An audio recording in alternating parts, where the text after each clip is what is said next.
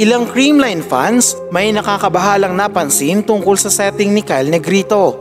Makaapekto kaya ito sa title redemption run ng koponan? At Michelle Gumabaw, maging MVP na kaya ngayong tila nagiging smooth ang connection nila with the main setter? Pero before we begin, please don't forget to subscribe, like, and comment on this video. I-click din ang notification bell para lagi kayong updated sa Creamline happenings.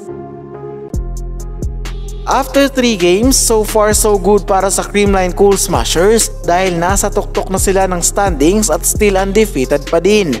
Sobrang ganda nga ng ipinapakita ng Girls in Pink kahit pa sobrang daming nangyari sa team noong off-season.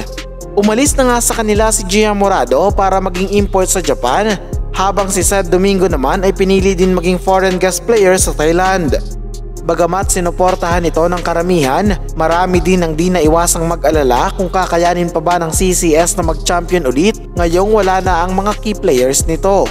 At so far ay tila mali ang ilang nagdududa dahil dominant wins ang naiuuwi ng Creamline sa bawat laban. Pinataob nga nila ang Chocomucho in 4 sets bago pakainin ng alikabok ang Signal at Jerflor defenders in 3 sets. Ibinandera na nga ng team ang kanilang mga secret weapons katulad ni Bernadette Pons, Lori Bernardo at Kyle Negrito.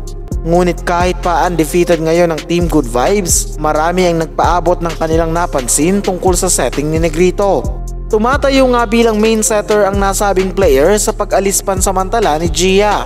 Ayon kay @Mr.R3725 sa YouTube, tila hindi umano lumalabas ang power ni Gemma Galanza at Tots Carlos sa mga set ni Kyle.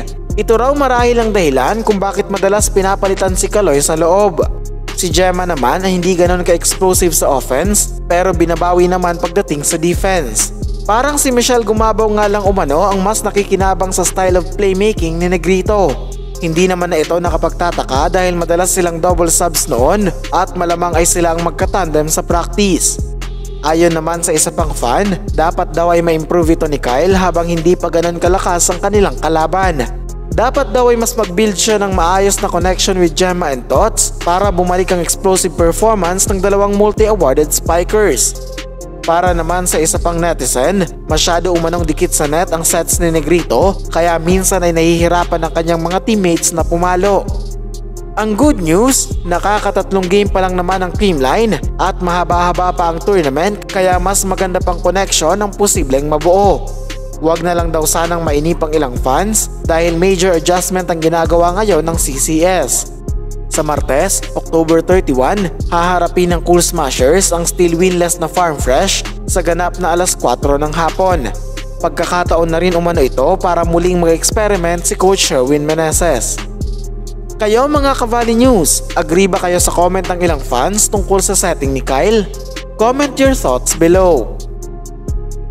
And that's it mga Cavalli News. Please continue supporting this channel para sa mga up-to-date na kaganapan sa Creamline World.